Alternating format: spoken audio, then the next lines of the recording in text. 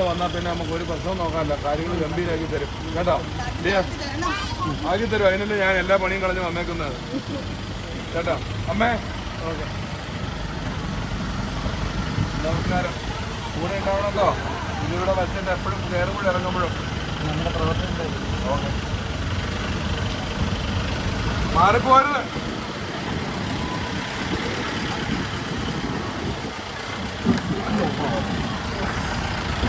അമ്മേ കൂടെ ഉണ്ടാവണം. നമസ്കാരം. കൂടെ ഉണ്ടാവണം കേട്ടോ. കൂട്ടുകാരി കൂടെ ഉണ്ടാവണം കേട്ടോ. അങ്ങനെ വാ.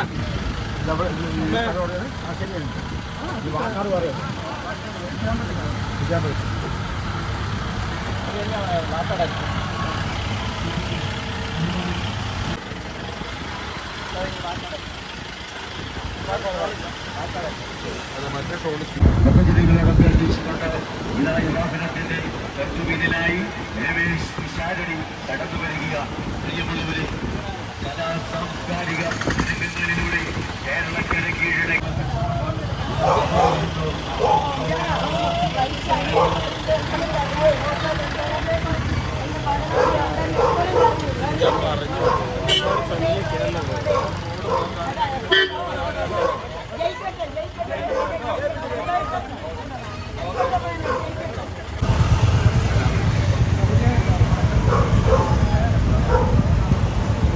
അംഗീകാരങ്ങൾ വോട്ടുകളായി രേഖപ്പെടുത്തി ചരിത്ര വിജയം സമ്മാനിക്കുവാൻ നല്ലവരായ ജനാധിപത്യ വിശ്വാസികളോട് അഭ്യർത്ഥിച്ചുകൊണ്ട്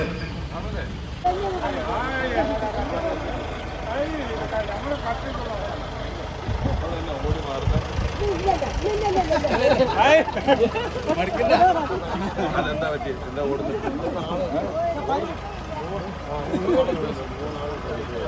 പിന്നെ എന്തിനാ ഓടുന്നത്?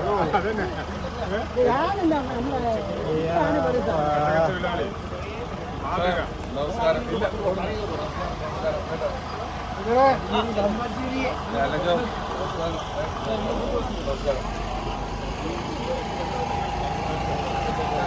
നമസ്കാരം. ഹലോ,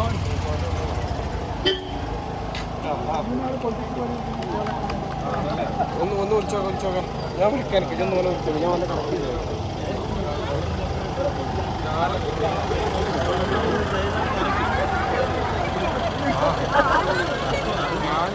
ഞാൻ 2 മണിക്ക് ഉറപ്പിട്ട് നിങ്ങളെ കാണാൻ വേണ്ടിയിട്ട്.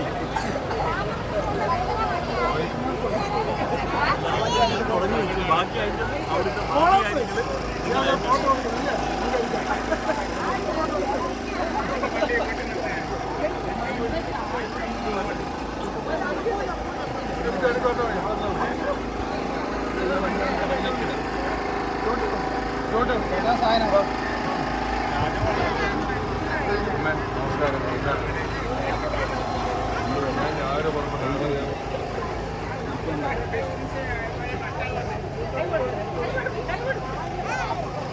നിന്റെ ഉടുപ്പും തൂവും ഒന്നും കൊള്ളാതെ ഇത് ആരാ തന്നെ ഇങ്ങനെ വിളിച്ചത്? നമസ്കാരം.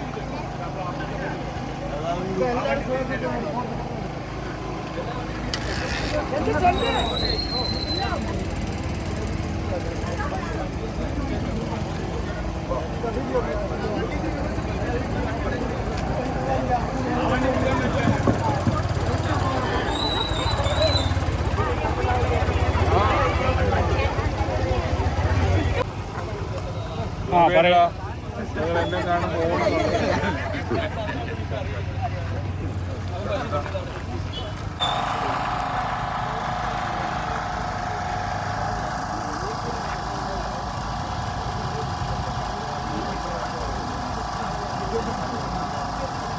ഇരിക്കുന്ന അമ്മമാരെ, പെങ്ങന്മാരെ, ചേട്ടന്മാരെ, ചേച്ചിമാരെ, കുടുംബാംഗങ്ങളെ എല്ലാവർക്കും വിനയം നിറഞ്ഞ നമസ്കാരം. നിങ്ങൾ കുറേ നേരം കാത്തിരിക്കുന്നെന്ന് പറഞ്ഞു. അങ്ങനെ പലയിടത്തും പോയി എത്തുന്നതിൻ്റെ താമസമാണ്. വലിയൊരു രാഷ്ട്രീയ പ്രസംഗത്തിന് ഈ അവസരം മുതലാക്കി എടുക്കുന്നില്ല. നമ്മുടെ ഇപ്പോഴത്തെ സാഹചര്യങ്ങളൊക്കെ നമുക്ക് എല്ലാവർക്കും അറിയാവുന്നതാണ്. എല്ലാ തരത്തിലുമുള്ള വിലക്കയറ്റമായിട്ടും ആരോഗ്യത്തിൻ്റെ പ്രശ്നങ്ങളാണെങ്കിലും ആരോഗ്യ മേഖലയാണെങ്കിലും നമ്മുടെ സ്വത്തും ജീവനും ഒക്കെ ഉൾപ്പെടെ ഒരു 5 ദിവസം പോലും ഒരു അരിങ്കൊലയുടെ വാർത്തയില്ലാതെ ഇപ്പോൾ നാട് മുന്നിലേക്ക് പോകുന്നില്ല. എല്ലായിടത്തും ക്രിമിനൽസ് നിറഞ്ഞിരിക്കുകയാണ്. അങ്ങനെ പലതരത്തിൽപ്പെട്ട പ്രശ്നങ്ങൾ നമ്മൾ അനുഭവിക്കുന്നു. ഈ അനുഭവത്തിൽ നിന്നൊക്കെ മാറ്റം വരണം. നമുക്കുണ്ടായിരുന്ന ഒരു നല്ല കാലത്തിലേക്ക് നമുക്ക് പോകേണ്ടതായിട്ടുണ്ട്. ഭരണം തീർച്ചയായും മാറും. UDF വരും. ആ സമയത്ത് നിങ്ങളുടെ ശബ്ദമായി അവിടെ ഉണ്ടാകാൻ എനിക്ക് കൈപ്പറ്റ ചിഹ്നത്തിൽ വോട്ട് തന്ന് എന്നെ വിജയിപ്പിക്കണം എന്ന് നിങ്ങൾ ഓരോരുത്തരോടും അദ്ദേഹത്തിൻ്റെ ഭാഷയിൽ അഭ്യർത്ഥിക്കുന്നു. നിങ്ങളത് ചെയ്യും വിശ്വസിക്കുന്നു. നമുക്ക് വീണ്ടും കാണാം, കണ്ടുകൊണ്ടേയിരിക്കാം. നന്ദി.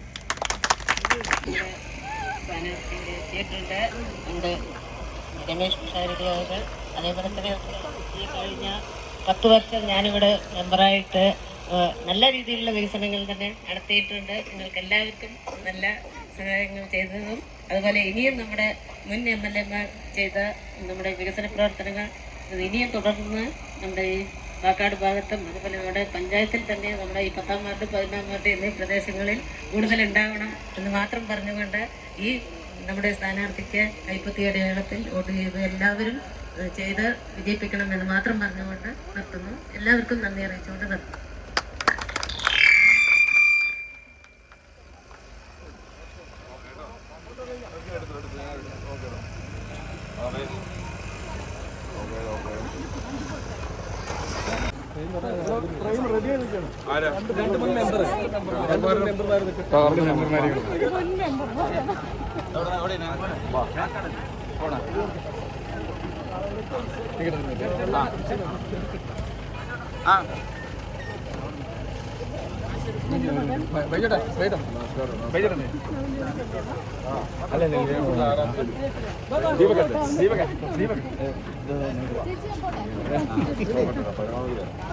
చాలా అంగడి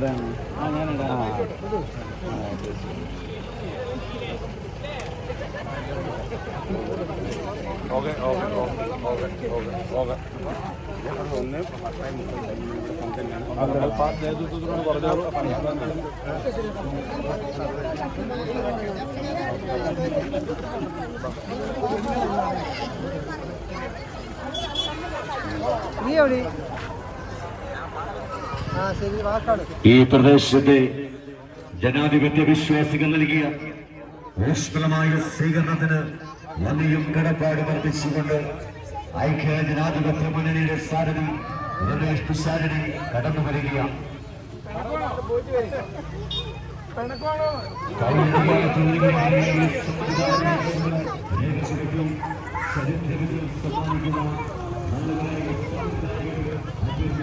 അവിടുന്ന് വന്നാണ് ഞാൻ കണ്ടത്. അതല്ലേ ഞാൻ പറഞ്ഞത്. ഇവിടെ ഉണ്ടായിരുന്നോ?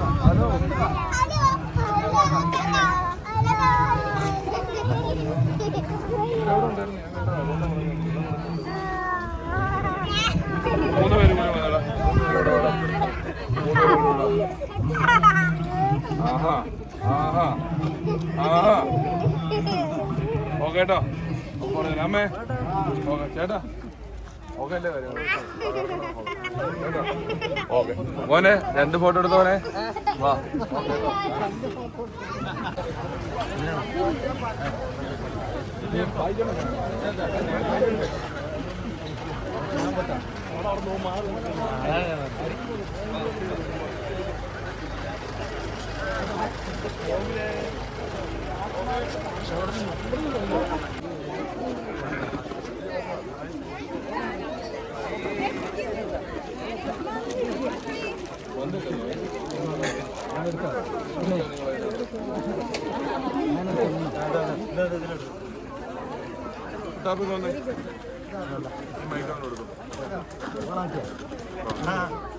അത് ഞാൻ എടുത്തു തരുവാണ് ഏറ്റവും സ്പീഡാകുന്ന കാര്യം. നിങ്ങൾ ചെയ്ത് കഴിഞ്ഞാൽ അതൊക്കെ വളരെ പതുക്കെ ഫോണൊക്കെ തന്നെ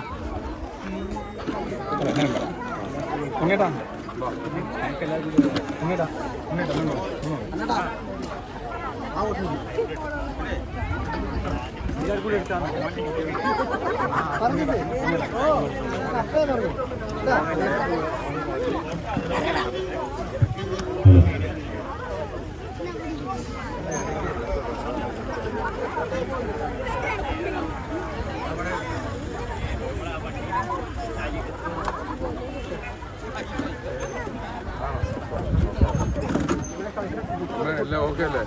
ആർക്ക് വോട്ട് ചെയ്യുന്നത്?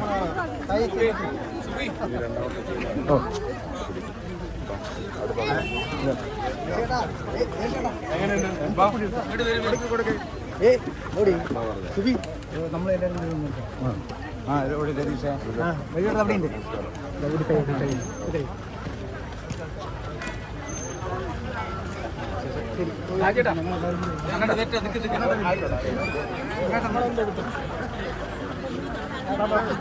ഇല്ലേ?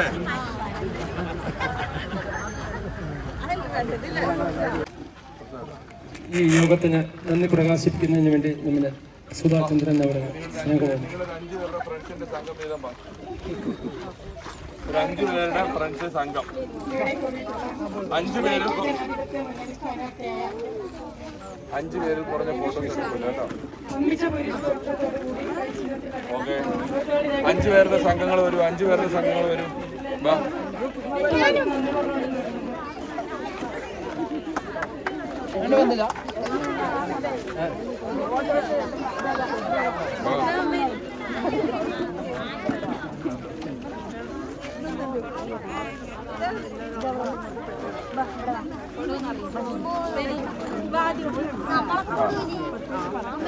അല്ല, അതിന് ഞാനൊരു പ്ലാൻ പറഞ്ഞിട്ടുണ്ട്. ഇവിടെ നമ്മളൊരു കോൺക്ലേവ് പറഞ്ഞിട്ടുണ്ട്. നമുക്ക് റെഡിയാക്കാടോ. നമുക്ക് സ്റ്റാർട്ടപ്പുകൾക്ക് ഒരു പ്രത്യേക കേട്ടോ. ഞാൻ ഒരു സ്റ്റാർട്ടപ്പ് പ്ലാനുകൾക്കുള്ള പദ്ധതികൾ എടുത്തിട്ടുണ്ട്.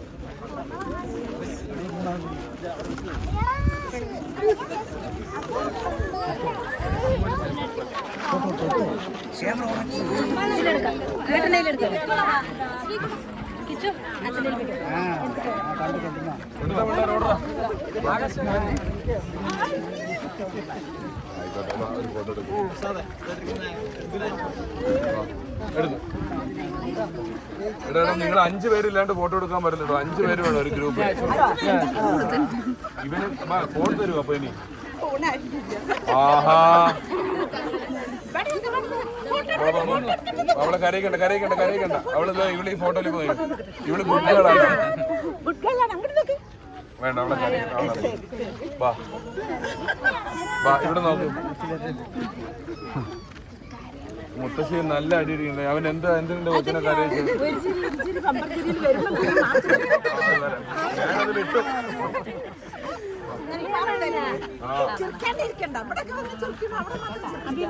അവിടെ ചിരിച്ചാ പൈസ കൊടുക്കണം.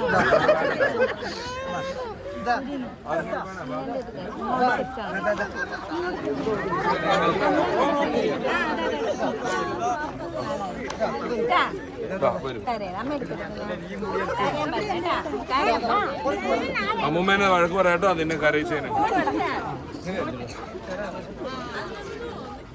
ആ, അവള് ഗുഡ് ഗേൾ ആയല്ലോ.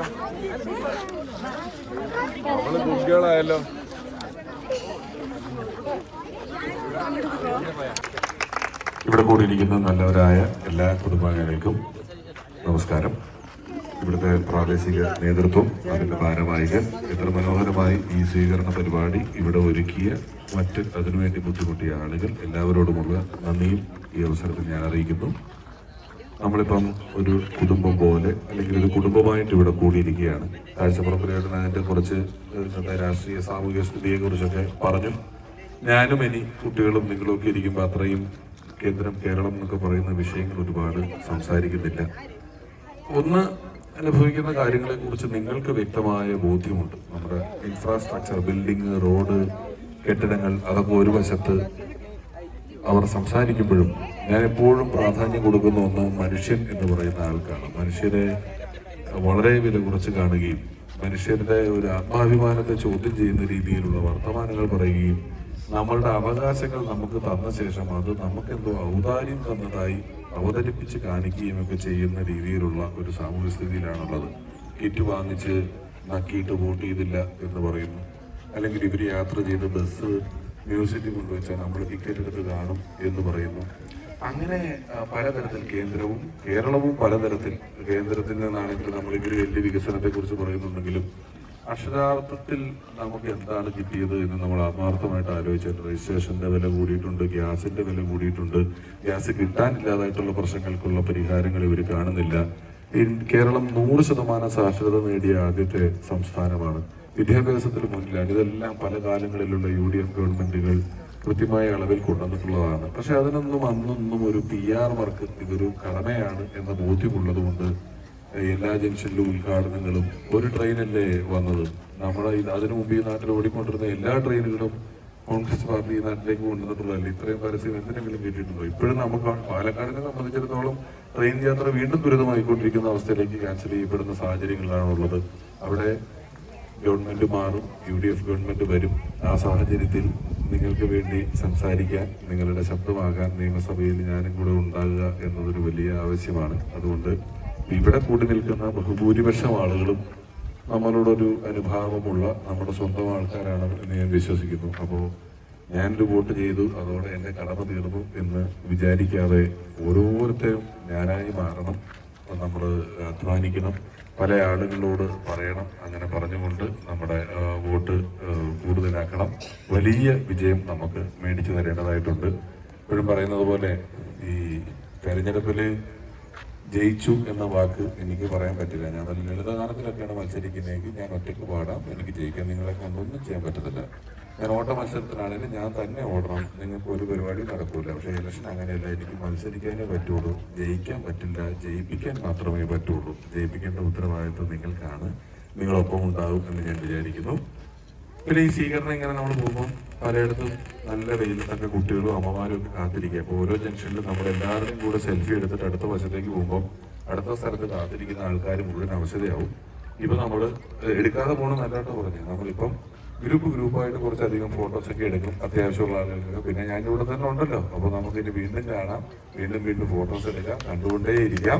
ഇപ്പം നമുക്ക് കുറച്ച് അത്യാവശ്യം ഫോട്ടോസൊക്കെ എടുത്ത് കുറച്ച് സ്നേഹം പങ്കുവെച്ച് പിരിയാം. എല്ലാവരും പരമാവധി വോട്ടുകൾ ശേഖരിക്കണം, സമ്പാദിക്കണം എന്ന് പറഞ്ഞുകൊണ്ട് എല്ലാവരോടും നന്ദി പറഞ്ഞുകൊണ്ട് വാക്കുകൾ അവസാനിപ്പിക്കുന്നു. നന്ദി.